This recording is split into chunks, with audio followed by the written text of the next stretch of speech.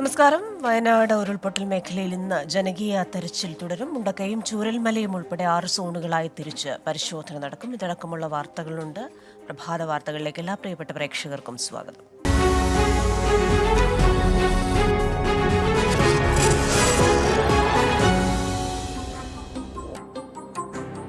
വിശദമായ റിപ്പോർട്ടുകളിലേക്ക്. വയനാട്ടിലെ ദുരന്ത മേഖലയിൽ ജനകീയ തെരച്ചിൽ ഇന്നും തുടരും. മുണ്ടക്കൈ, ചൂരൽമല ഉൾപ്പെടെയുള്ള 6 സോണുകൾ കേന്ദ്രീകരിച്ചായിരിക്കും ജനകീയ തെരച്ചിൽ. ക്യാമ്പിൽ കഴിയുന്നവരിൽ സന്നദ്ധരായവരെ കൂടി ഉൾപ്പെടുത്തിയാകും തെരച്ചിൽ നടക്കുക.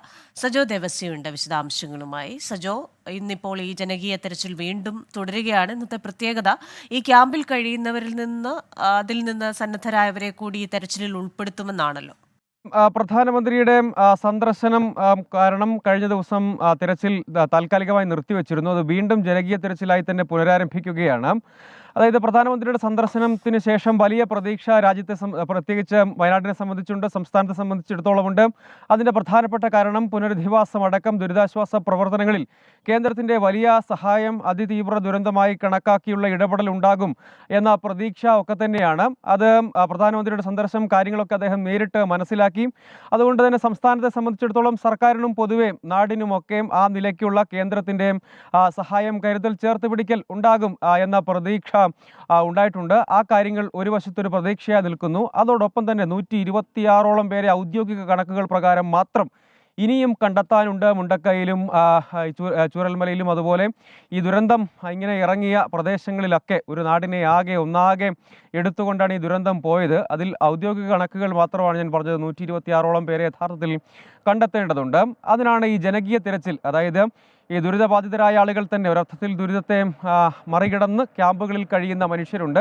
അവർക്ക് ഈ പ്രദേശത്തിൻ്റെ പ്രത്യേകതകൾ അല്ലെങ്കിൽ ഒരുപക്ഷെ ഈ അപകടമുണ്ടായതിനെ പറ്റിയും ഒപ്പം ആളുകൾ ഇനിയും കണ്ടെത്താൻ സാധ്യതയുള്ള പ്രദേശങ്ങൾ സംബന്ധിച്ചുമൊക്കെ കുറേ കൂടി ഒരു ധാരണയും വ്യക്തതയും ഒക്കെയുണ്ട്. അവരെ കൂടി വിശ്വാസത്തിലെടുക്കുക, കാരണം അവരുടെ പ്രിയപ്പെട്ടവർ തന്നെയാണ് യഥാർത്ഥത്തിൽ കാണാതായത്. അവരെ കൂടി വിശ്വാസത്തിലെടുക്കുക എന്നതാണ് ഇന്നത്തെയും ഇനി അങ്ങോട്ടേക്കുമുള്ള തിരച്ചിൽ ദൗത്യത്തിൻ്റെ പ്രധാനപ്പെട്ട, അവരെ കൂടി വിശ്വാസത്തിലെടുത്തുകൊണ്ട് തിരച്ചിലേക്ക് കടക്കുക എന്നതാണ് ചെയ്യാൻ കഴിയുന്നൊരു പോംവഴി.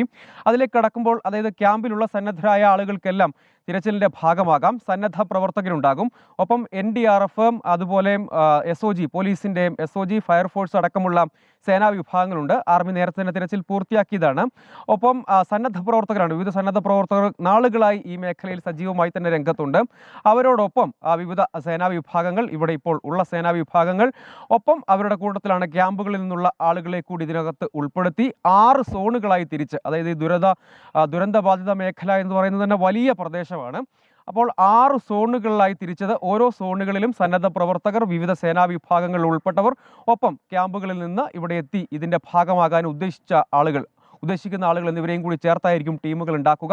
8 മണിയോടുകൂടി തന്നെ തിരച്ചിലിലേക്ക് കടക്കാൻ കഴിയും എന്നാണ് ഇപ്പോഴത്തെ പ്രതീക്ഷ. ഇനിയിപ്പോൾ നമുക്കറിയാം, അതായത് ഒരുപാട് ആളുകൾ അവരുടെ ഉറ്റവരെയും തേടുന്നുണ്ട്, കാത്തിരിക്കുന്നുണ്ട്. ശരീരഭാഗങ്ങളെങ്കിലും കണ്ടെത്തുക എന്നതാണ് ഇനിയിപ്പോൾ നമുക്കറിയാം. അതിൻ്റെ വസ്തുതയും യാഥാർത്ഥ്യവും അറിയാം. ആ വഴിക്കെങ്കിലും മുന്നോട്ട് പോവുക എന്നതാണ് ഇപ്പോൾ സാധ്യമായൊരു വഴി. അതുകൊണ്ട് ഇവിടെയുള്ള ആളുകളൊക്കെ തന്നെ, സന്നദ്ധ പ്രവർത്തകരൊക്കെ തന്നെയും കഴിയാം വിധം തിരച്ചിൽ നടത്തുക, കണ്ടെടുക്കാൻ കഴിയുന്നവരെ കണ്ടെടുക്കുക എന്ന ഒരു നിലപാടാണ് അവർ ആവർത്തിച്ച് പറഞ്ഞുകൊണ്ടിരിക്കുന്ന ഒരു കാര്യമാണ്. സന്നദ്ധ പ്രവർത്തകരുടെ സാന്നിധ്യത്തിനും സേവനത്തിനും യാതൊരു കുറവുമില്ല. ഒപ്പം ആദ്യം ഈ 8 മണിയോടുകൂടി തന്നെയെങ്കിലും 9 മണിയോടെയെങ്കിലും രജിസ്ട്രേഷൻ്റെ ഭാഗമാവുക മുഴുവൻ ആളുകളും തെരച്ചിലിൻ്റെ ഭാഗമായി എത്താൻ ആഗ്രഹിക്കുന്ന ആളുകൾ എന്നതാണ്.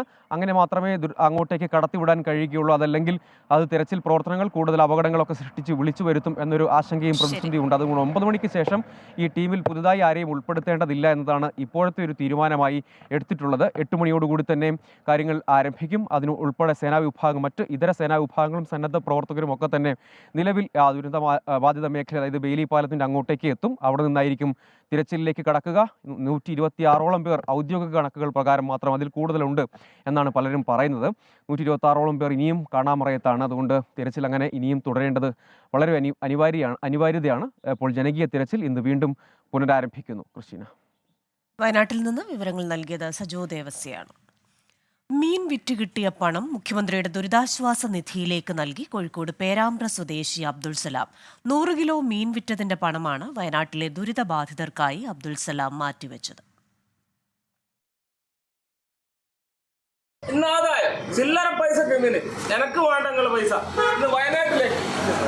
ഇന്നത്തെ പൈസ എനിക്ക് വേണ്ട, വയനാട്ടിലേക്ക് എന്ന് പറഞ്ഞ് ആളുകളെ കടയിലേക്ക് വിളിച്ചു വരുത്തുകയാണ് അബ്ദുൽ സലാം.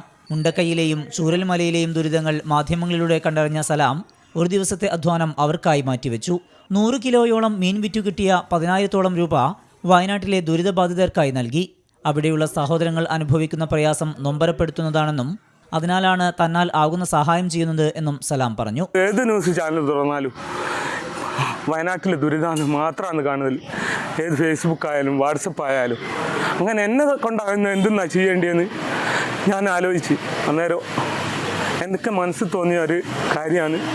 ഞാനൊരു ഉപജീവനം നടത്തുന്നത് മത്സ്യം വിറ്റിട്ടാണ്. എനിക്ക് തോന്നി ഒരു ദിവസത്തെ മുതലും ലാഭവും ഇല്ലാത്ത എല്ലാ പൈസയും വയനാട്ടിലേക്ക് കൊടുക്കുക ഞാൻ തീരുമാനിക്കി. 13 വർഷം പ്രവാസിയായിരുന്ന തുരുത്തിയാട്ടുമ്മൽ സലാം 2 വർഷമായി പന്നിമുക്കിൽ മീൻ കച്ചവടം നടത്തുകയാണ്. 24 കോഴിക്കോട്. സംസ്ഥാനത്ത് 5 ദിവസം ശക്തമായ മഴയ്ക്ക് സാധ്യത. പാലക്കാട്, മലപ്പുറം ജില്ലകളിൽ ഇന്ന് ഓറഞ്ച് അലർട്ടാണ്. നാളെ പത്തനംതിട്ട, ഇടുക്കി ജില്ലകളിലും മറ്റന്നാൾ പത്തനംതിട്ട, ഇടുക്കി, പാലക്കാട്, മലപ്പുറം ജില്ലകളിലും ഓറഞ്ച് അലർട്ടുണ്ട്. ഇടുക്കി, കോഴിക്കോട്, വയനാട് ജില്ലകളിൽ ഇന്ന് യെല്ലോ അലർട്ടാണ്. മഴയ്ക്കൊപ്പം ഇടിമിന്നലിനും ശക്തമായ കാറ്റിനും സാധ്യതയുണ്ട്. മലയോരത്തും തീരദേശത്തും താമസിക്കുന്നവർ ജാഗ്രത പാലിക്കണം.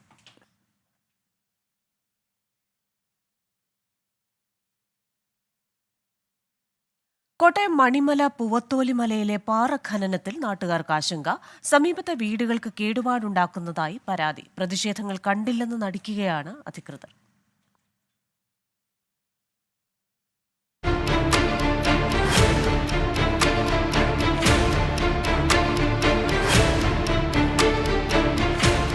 പൂവത്തോലി മലയുടെ ഇരുവശങ്ങളിലുമായി ചെറുതും വലുതുമായി നിരവധി പാറമടകൾ പ്രവർത്തിക്കുന്നുണ്ട്.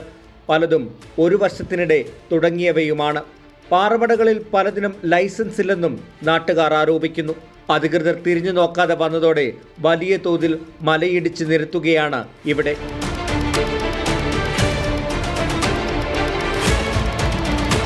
ഓരോ സ്ഫോടനം നടക്കുമ്പോഴും മണ്ണുകൾക്ക് ചെറിയ ചലനം ഉണ്ടായിട്ട് മണ്ണും പാറയും തമ്മിലുള്ള ബന്ധം വിടാനുള്ള സാധ്യത വയനാട്ടിൽ സംഭവിച്ചോടെ ഒരു വലിയ മഴ പെയ്യുകയാണെങ്കിൽ ഇത് ഒഴുകി പോകാനുള്ള സാധ്യത കാണുന്നു. പാറ പൊട്ടിക്കുന്ന സ്ഫോടനങ്ങൾ വലിയ നാശനഷ്ടങ്ങളും ഉണ്ടാക്കുന്നുണ്ട്. പ്രദേശത്തെ നിരവധി വീടുകൾക്ക് കേടുപാടുകൾ സംഭവിച്ചു. പാറമടകൾ പെരുകിയതോടെ കിണറുകളും കുളങ്ങളും വറ്റി വരണ്ടു. ജലക്ഷാമം ഉണ്ടാകുന്നുണ്ട്. അതുപോലെ തന്നെ വീടുകൾക്ക് പലതിനും വിള്ളൽ വീഴുന്നു. ഇവര് 8-10 അടി താഴ്ച തമരടിച്ചിട്ടാണ് ഇത് പൊട്ടിക്കുന്നത്. പൊട്ടിക്കുന്ന സമയത്ത് ഉണ്ടാകുന്ന പ്രകമ്പനം മൂലം വീടുകൾ വില്ലുന്നു. പരാതിയുമായി രംഗത്ത് വരുന്നവരെ ഭീഷണിപ്പെടുത്തുന്നതായും നാട്ടുകാർ പറയുന്നു. കോറികളെ നിയന്ത്രിച്ചില്ലെങ്കിൽ ശക്തമായ പ്രക്ഷോഭത്തിലേക്ക് കടക്കാനും നാട്ടുകാർ ആലോചിക്കുന്നുണ്ട്. 24 കോട്ടയം. ടീമിന്റെ കൂട്ടായ പ്രവർത്തനമാണ് മെഡൽ നേട്ടത്തിന് പിന്നിലെന്ന Indian hockey team captain Harmanpreet Singh. ഇത്രയും കാലം ടീമിൽ കളിക്കാനായതും ഹോക്കിക്ക് സംഭാവന നൽകാനായതും അഭിമാനമാണ്. വിരമിക്കുന്ന ഗോൾ കീപ്പർ PR ശ്രീജേഷ് എന്നും ടീമിനൊപ്പം തന്നെ ഉണ്ടാകുമെന്നും ഹർമൻപ്രീത് സിംഗ് 24നോട് പറഞ്ഞു. Indian hockey team captain Harmanpreet Singh ചേരുകയാണ് 24നൊപ്പം. Sir, how was the experience? First of all congrats for you and how was the experience? Thank you so much sir. बहुत अच्छा एक्सपीरियंस रहा है हमारा, क्योंकि बैक टू बैक ब्रॉन्ज लेके आना इंडिया के लिए आई थिंक ये हिस्ट्री है एंड हॉकी के लिए बहुत स्पेशल मोमेंट है हमारे लिए. तो हमें बहुत ज़्यादा खुशी है and really want to thanks everybody जिन्होंने हमें सपोर्ट किया है. In the last match, your goals and PR Srijesh saves actually gained this medal. Not me or Shiri. I think it's a team effort. तो सबने अपना best किया, अपना 100% दिया है. तो एज ए टीम हमने ये मेडल जीता है. आई थिंक वो बेटर है. But after this match, you will miss the PR Srijesh in the team. Definitely we are going to miss him, but I think he is not going anywhere. But he is still with us and वो हमारे दिल में हो. तो I think but उनको big thanks कि उनकी जो जर्नी है काफ़ी अमेजिंग रही है और बहुत प्राउड की बात है कि इतना समय हॉकी को देना और देश के लिए खेलना. I think big thanks to him as well. What is your future plan? Future sir hockey, जो हमारे में टूर्नामेंट्स आ रहे हैं हम जस्ट फॉलो अप करेंगे उनको. और क्योंकि ज़्यादा समय नहीं है 26 में, तो मेजर टूर्नामेंट भी आ रहे हैं. तो आई थिंक मेंटली हम रेडी हैं. बट ये जो समय है थोड़े दिन हम इंजॉय करेंगे इसको, बट इसको बाद में हम फिर से हम अपनी नॉर्मल ट्रेनिंग में चले जाएंगे सर. എന്തായാലും തുടർന്ന് കൂടുതൽ മെഡലുകൾ നേടുക എന്ന് തന്നെയാണ് തങ്ങളുടെ ലക്ഷ്യമെന്നാണ് അദ്ദേഹം വ്യക്തമാക്കിയത്. ഒപ്പം തന്നെ PR ശ്രീജേഷിനെ ടീമിൽ നിന്നും നഷ്ടപ്പെടുമെങ്കിലും അദ്ദേഹത്തിൻ്റെ സഹായവും ഒപ്പം തന്നെ അദ്ദേഹത്തിൻ്റെ പിന്തുണയും എപ്പോഴും ഉണ്ടാകും എന്ന് തന്നെയാണ് അദ്ദേഹം പ്രതികരിച്ചത്. മോഹൻകുമാറിനൊപ്പം ബൽറാം നെടുങ്ങാടി, 24 ഡൽഹി. ജമ്മുകാശ്മീരിലെ കൊക്കർനാഗിൽ ഭീകരർക്കു വേണ്ടിയുള്ള സൈനിക നടപടി പുരോഗമിക്കുന്നു. കൂടുതൽ സേനയെ മേഖലയിൽ വിന്യസിച്ചു. ഇന്നലെ ഉച്ചയോടുകൂടിയാണ് ഭീകര സാന്നിധ്യം തിരിച്ചറിഞ്ഞത്. ഏറ്റുമുട്ടലിൽ 2 ജവാന്മാർ വീരമൃത്യു വരിച്ചു. ഒരു സൈനികനും 2 പ്രദേശവാസികൾക്കും പരിക്കേറ്റു. സ്വാതന്ത്ര്യദിനത്തിന് ദിവസങ്ങൾ മാത്രം ശേഷിക്കെ ജമ്മുകാശ്മീരിലുടനീളം സുരക്ഷ വർദ്ധിപ്പിച്ചു. അതിർത്തി മേഖലകളിൽ പെട്രോളിംഗ് ശക്തമാക്കി. കൊൽക്കത്തയിലെ RG മെഡിക്കൽ കോളേജിൽ വനിതാ ജൂനിയർ ഡോക്ടർ ബലാത്സംഗത്തിനിരയായി കൊല്ലപ്പെട്ടതിൽ വ്യാപക പ്രതിഷേധം. ഡോക്ടേഴ്സിന് സുരക്ഷ ഉറപ്പാക്കുന്നതിനുള്ള 3 നിർദ്ദേശങ്ങൾ 48 മണിക്കൂറിനകം നടപ്പിലാക്കണമെന്ന് ഇന്ത്യൻ മെഡിക്കൽ അസോസിയേഷൻ ആവശ്യപ്പെട്ടു. അല്ലെങ്കിൽ രാജ്യവ്യാപക പ്രതിഷേധം നടത്തുമെന്നാണ് മുന്നറിയിപ്പ്. കേസ് CBIക്ക് വിടണമെന്നാവശ്യപ്പെട്ട് കൊൽക്കത്തയിലും ഡൽഹിയിലും ഡോക്ടേഴ്സ് ഇന്നലെ പ്രതിഷേധിച്ചു. വെള്ളിയാഴ്ച രാവിലെയാണ് RG മെഡിക്കൽ കോളേജിന്റെ 4ാം നിലയിലുള്ള സെമിനാർ ഹാളിൽ യുവ ഡോക്ടറെ മരിച്ച നിലയിൽ കണ്ടെത്തിയത്. സഞ്ജയ് റോയ് എന്നയാളെ അറസ്റ്റ് ചെയ്തതായി പോലീസ് അറിയിച്ചു. അമീബിക് മസ്തിഷ്ക ജ്വരം ബാധിച്ച് കോഴിക്കോട്ടെ സ്വകാര്യ ആശുപത്രിയിൽ ചികിത്സയിലുള്ള 3.5 വയസ്സുകാരന്റെ ആരോഗ്യനില മെച്ചപ്പെട്ടു. 20 ദിവസം വെന്റിലേറ്ററിലായിരുന്ന കുട്ടിയെ റൂമിലേക്ക് മാറ്റി. ജർമ്മനിയിൽ നിന്ന് എത്തിച്ച മരുന്നുൾപ്പെടെ 7 മരുന്നുകളാണ് കുട്ടിക്ക് നൽകുന്നത്. ആലപ്പുഴ ചേർത്തലയിൽ തുമ്പച്ചെടി കൊണ്ട് തോരനുണ്ടാക്കി കഴിച്ചതിന് പിന്നാലെ ദേഹാസ്വാസ്ഥ്യം അനുഭവപ്പെട്ട യുവതി മരിച്ചതിൽ പോസ്റ്റ്മോർട്ടം റിപ്പോർട്ടിന് കാത്ത് പോലീസ്. അസ്വാഭാവിക മരണത്തിനാണ് പോലീസ് കേസെടുത്തത്. ഭക്ഷ്യ വിഷബാധയെന്ന ബന്ധുക്കളുടെ മൊഴിയുടെ അടിസ്ഥാനത്തിലാണ് FIR. പോസ്റ്റ്മോർട്ടം റിപ്പോർട്ട് ലഭിച്ചാൽ മാത്രമേ മരണകാരണം സ്ഥിരീകരിക്കാനാകൂവെന്നാണ് പോലീസ് പറയുന്നത്. ചേർത്തല എക്സ്റേ ജംഗ്ഷന് സമീപം ദേവി നിവാസിൽ J. ഇന്ദുവാണ് മരിച്ചത്. കഴിഞ്ഞ വ്യാഴാഴ്ച രാത്രിയാണ് ഔഷധച്ചെടിയെന്ന് കരുതുന്ന തുമ്പ ഉപയോഗിച്ച് തയ്യാറാക്കിയ തോരൻ ഇന്ദു കഴിച്ചതായി ബന്ധുക്കൾ പറയുന്നത്. ശാരീരിക ബുദ്ധിമുട്ടുകളുണ്ടായതിനെ തുടർന്ന് വെള്ളിയാഴ്ച പുലർച്ചെ ചേർത്തല എക്സ്റേ ആശുപത്രിയിലും പിന്നീട് എറണാകുളം ലേക്ക് ഷോർ ആശുപത്രിയിലും പ്രവേശിപ്പിച്ചു. ചികിത്സയിലിരിക്കെ വെള്ളിയാഴ്ച വൈകിട്ട് 6 മണിയോടെ മരിച്ചു. DGPയും vigilance and anti corruption bureau മേധാവിയുമായ doctor TK Vinod Kumar civil സർവീസിൽ നിന്ന് ഇന്ന് സ്വമേധയാ വിരമിക്കും. 1992 ബാച്ചിലെ IPS ഓഫീസറാണ്. ധൻബാദിലെ ഇന്ത്യൻ സ്കൂൾ ഓഫ് മൈൻസിൽ നിന്ന് എഞ്ചിനീയറിംഗ് ബിരുദം നേടിയ ശേഷം ONGCയിൽ ജോലി ചെയ്യവെയാണ് സിവിൽ സർവീസിൽ പ്രവേശിച്ചത്. കൊല്ലം, കട്ടപ്പന, തിരുവനന്തപുരം കന്റോൺമെന്റ് എന്നീ സബ് സ്റ്റേഷനുകളിൽ ASP ആയും തിരുവനന്തപുരം റൂറൽ, കോട്ടയം, എറണാകുളം റൂറൽ, പാലക്കാട് ജില്ലകളിലും ക്രൈംബ്രാഞ്ചിലും SP ആയും കോഴിക്കോട് സിറ്റി പോലീസ് കമ്മീഷണറായും പ്രവർത്തിച്ചു. സംസ്ഥാന പോലീസ് മേധാവി ഡോക്ടർ ഷെയ്ഖ് ദർവേഷ് സാഹിബിന്റെ അധ്യക്ഷതയിൽ പോലീസ് ആസ്ഥാനത്ത് ഡോക്ടർ TK വിനോദ് കുമാറിന് ഔദ്യോഗിക യാത്രയയപ്പ് നൽകി. നിറപുത്തരി പൂജകൾക്കായി ശബരിമല ക്ഷേത്ര നട ഇന്ന് തുറക്കും. വൈകിട്ട് 5 മണിക്ക് മേൽശാന്തി PN മഹേഷ് നമ്പൂതിരി നട തുറന്ന് ദീപം തെളിയിക്കും. പുത്തരി പൂജകൾക്കായി എത്തിക്കുന്ന നെൽക്കതിരുകൾ കൊടിമര ചുവട്ടിൽ Thiruvithamkoor Devaswom board president PS പ്രശാന്തിന്റെ നേതൃത്വത്തിൽ ബോർഡ് അംഗങ്ങൾ ഏറ്റുവാങ്ങും. പാലക്കാട്, അച്ചൻകോവിൽ എന്നിവിടങ്ങളിൽ നിന്നാണ് നെൽക്കതിരുകൾ എത്തിക്കുന്നത്. തിങ്കളാഴ്ച പുലർച്ചെ 5:45-നും 6:30-നും ഇടയിലാണ് നിറപുത്തരി പൂജ. തിങ്കളാഴ്ച രാത്രി 10-ന് നട അടയ്ക്കും. കൊച്ചിയിൽ നിന്ന് ലാവോസിലേക്കുള്ള മനുഷ്യക്കടത്ത് കേസിൽ ഇടപെട്ട് NIA പോലീസിനോട് പ്രാഥമിക വിവരങ്ങൾ തേടി. തോപ്പുംപടിയിൽ രജിസ്റ്റർ ചെയ്ത കേസിന്റെ വിശദാംശങ്ങളാണ് ചോദിച്ചത്. വിദേശ സൈബർ തട്ടിപ്പ് സംഘങ്ങളുടെ ഏജന്റുമാരായി പ്രവർത്തിക്കുന്ന മലയാളികളെക്കുറിച്ച് പോലീസിന് സൂചന ലഭിച്ചിട്ടുണ്ട്. ലാവോസിൽ 100-ലധികം മലയാളികൾ ഓൺലൈൻ തട്ടിപ്പ് സംഘങ്ങളുടെ പിടിയിലുണ്ടെന്നാണ് കണ്ടെത്തൽ. ഇവരെ കബളിപ്പിച്ച് നാടുകടത്തിയ മലയാളി ഏജന്റുമാർക്ക് പിന്നാലെയാണ് അന്വേഷണ സംഘം. ഇന്നലെ പിടിയിലായ ബാദുഷ ഇതിൽ പ്രധാനിയാണ്. ഇയാളിലൂടെ കൂടുതൽ ഏജന്റുമാരെ പൂട്ടാനാകുമെന്നാണ് അന്വേഷണ സംഘത്തിന്റെ കണക്കുകൂട്ടൽ. തട്ടിപ്പിന്റെ മറവിൽ മനുഷ്യക്കടത്ത് നടക്കുന്നതിനാലാണ് NIA പ്രാഥമിക വിവരം തേടിയത്. കംബോഡിയയിൽ നിന്ന് തിരിച്ചെത്തിയ 6 യുവാക്കളിൽ നിന്ന് NIA വിവരങ്ങൾ തേടിയിട്ടുണ്ട്. ബാദുഷയെ വീണ്ടും കസ്റ്റഡിയിൽ വാങ്ങി പോലീസ് ചോദ്യം ചെയ്യും. ലാവോസിൽ കുടുങ്ങിക്കിടക്കുന്നവരെ നാട്ടിലെത്തിക്കാനുള്ള നടപടികളും ആരംഭിച്ചിട്ടുണ്ട്. വിഷ്ണു സുരേഷ്, 24 കൊച്ചി. സംസ്ഥാന സർക്കാർ സ്ഥാപനമായ യുണൈറ്റഡ് ഇലക്ട്രിക്കൽ ഇൻഡസ്ട്രീസ് ലിമിറ്റഡിൽ തൊഴിലാളികളുടെ പ്രതിഷേധം. ആനുകൂല്യങ്ങൾ മുടങ്ങിയതോടെയാണ് ട്രേഡ് യൂണിയനുകൾ പ്രതിഷേധവുമായി രംഗത്ത് വന്നത്. പ്രശ്നം പരിഹരിച്ചില്ലെങ്കിൽ സമരം ശക്തമാക്കുമെന്ന് ജീവനക്കാർ പറഞ്ഞു.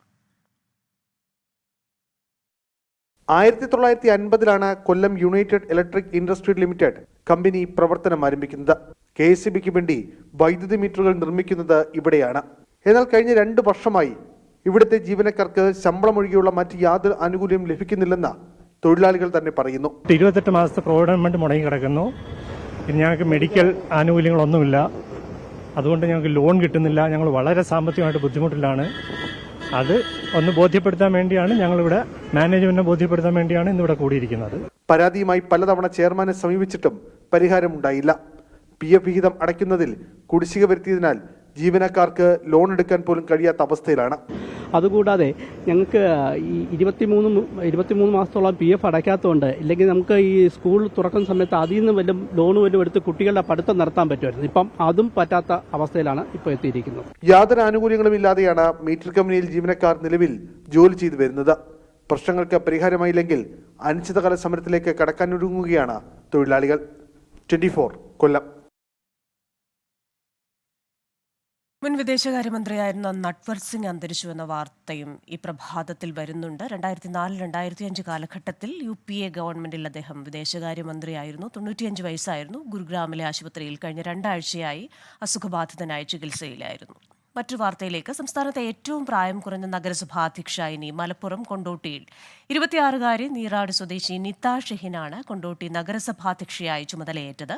യൂത്ത് കോൺഗ്രസ് മണ്ഡലം ഭാരവാഹി കൂടിയാണ് നിത. വാത്സല്യമോ വിദ്വേഷമോ കൂടാതെ ഞാൻ എൻ്റെ ഔദ്യോഗിക കർത്തവ്യങ്ങൾ യഥാവിധിയായും വിശ്വസ്തയോടും എൻ്റെ പരമാവധി കഴിവും അറിവും വിവേചന ശക്തിയും ഉപയോഗിച്ചുകൊണ്ട് നിർവഹിക്കുമെന്നും ഈ അല്ലാഹുവിന്റെ നാമത്തിൽ ഞാൻ സത്യപ്രതിജ്ഞ ചെയ്തു. UDF ഭരിക്കുന്ന കൊണ്ടോട്ടി നഗരസഭയിൽ മുന്നണി ധാരണ പ്രകാരം മുസ്ലിം ലീഗിലെ ഫാത്തിമത്ത് സുഹറാബി രാജിവെച്ചതോടെയാണ് പുതിയ ആൾക്ക് അവസരമൊരുങ്ങിയത്. 40 അംഗ നഗരസഭയിൽ 32 വോട്ടുകൾ നേടിയാണ് നിത ഷഹീൻ നഗരസഭാ അധ്യക്ഷയായത്.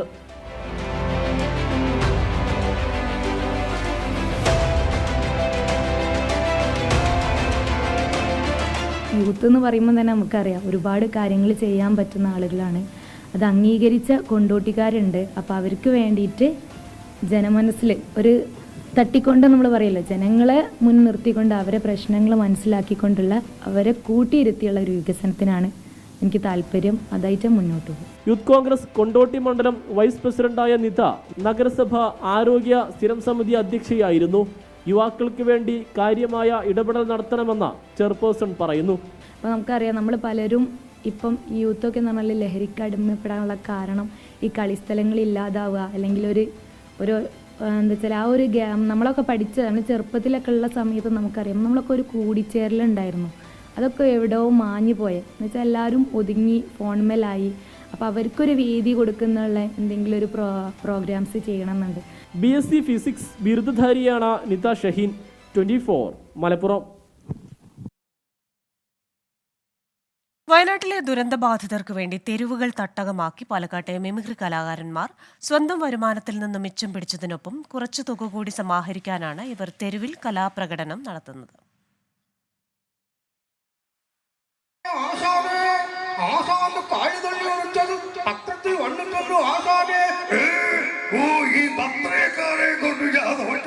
വടക്കഞ്ചേരിയിലെ 8ഓളം മിമിക്രി കലാകാരന്മാർ സ്വന്തം കയ്യിൽ നിന്നും ചെറിയ തുക സ്വരൂപിച്ച് വയനാട്ടിലെ ദുരിതാശ്വാസ പ്രവർത്തനങ്ങൾക്കായി നൽകാൻ തീരുമാനിച്ചു. കലയെ പ്രയോജനപ്പെടുത്തി എങ്ങനെ വയനാടിനായി കൂടുതൽ കൈത്താങ്ങാകാമെന്ന ചിന്തയിൽ നിന്നാണ് തെരുവ് ഷോ എന്ന ആശയത്തിലേക്ക് കലാകാരന്മാരെത്തിയത്. വേലക്കാരോട് എങ്ങനെ പെരുമാറണം ഞാൻ എനിക്ക് കാണിച്ചു തരാം. ഞാൻ ഇവിടുന്ന് പോയാൽ നീ ഇവിടെ കിടന്ന് എന്ന് വരയ്ക്കും. നമ്മളെ കൊണ്ട് നമ്മുടെ പ്രോഗ്രാമുകളും മറ്റു കാര്യങ്ങളൊക്കെ ചെയ്യുന്ന ആളുകളാണ്. എന്തുകൊണ്ട് നമ്മുടെ പ്രോഗ്രാമുകൾ കണ്ട് ആസ്വദിക്കുന്ന ജനങ്ങളിലേക്ക് ഇറങ്ങി അവരുടെ കയ്യിൽ നിന്ന് 1 രൂപ ആയിക്കോട്ടെ, 10 രൂപ ആയിക്കോട്ടെ, 20 രൂപ ആയിക്കോട്ടെ, എത്ര രൂപയാണെങ്കിലും അവരുടെ കയ്യിൽ നിന്ന് എന്തുകൊണ്ട് നമുക്ക് പിരിച്ചെടുത്തുകൊണ്ട് ഇതിൻ്റേതായ ബന്ധപ്പെട്ട അധികൃതരുടെ കൈകളിൽ എത്തിച്ചുകൂടാ എന്നൊരാശയം തോന്നി. ചെറിയ വാഹനത്തിൽ സൗണ്ട് സിസ്റ്റവുമായി ഗ്രാമപ്രദേശങ്ങളിലൂടെ കലാകാരന്മാരുടെ സംഘം സ്നേഹയാത്ര ആരംഭിച്ചു. Tharoor MLA PP Sumod flag off കർമ്മം നിർവഹിച്ചു. വയനാടിനെ തിരിച്ചുപിടിക്കാനുള്ള നല്ല പ്രവൃത്തിയിൽ തങ്ങൾക്കും പങ്കുചേരാനായതിന്റെ ആത്മാഭിമാനത്തിലാണ് ഓരോ കലാകാരന്മാരും.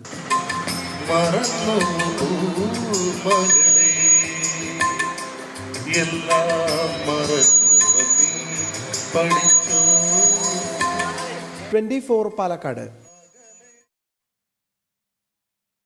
വയനാട് ദുരന്തബാധിതരുടെ പുനരധിവാസത്തിന് കൈകോർത്ത് സംഗീതപ്രേമികൾ. കേരള മ്യൂസിക് ക്ലബിലെ ഗായകരാണ് ധനസമാഹരണത്തിനായി കോട്ടയത്ത് പ്രത്യേക പരിപാടി സംഘടിപ്പിച്ചത്.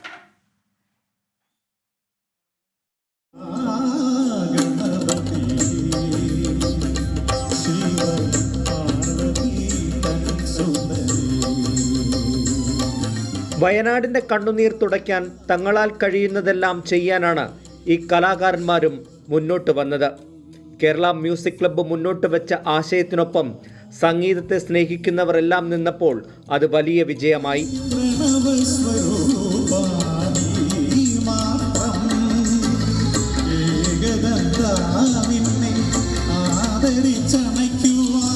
കോട്ടയത്തും സമീപ ജില്ലകളിലുമുള്ള പ്രമുഖരായ ഗായകരെല്ലാം സംഗീത പരിപാടിയിലെത്തി പാട്ടുകൾ പാടി.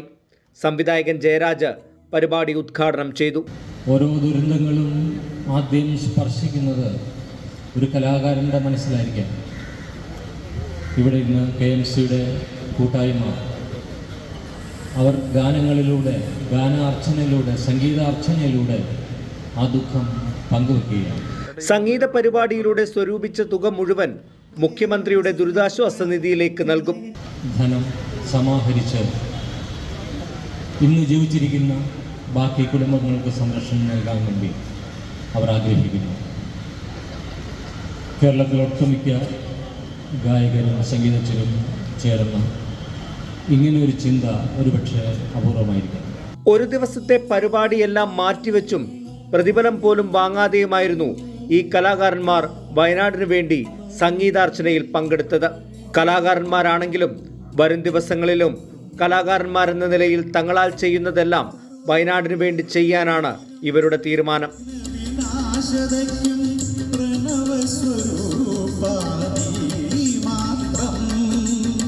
24 കോട്ടയം. പ്രഭാത വാർത്തകളുടെ സമയം പൂർണ്ണമാകുന്നു.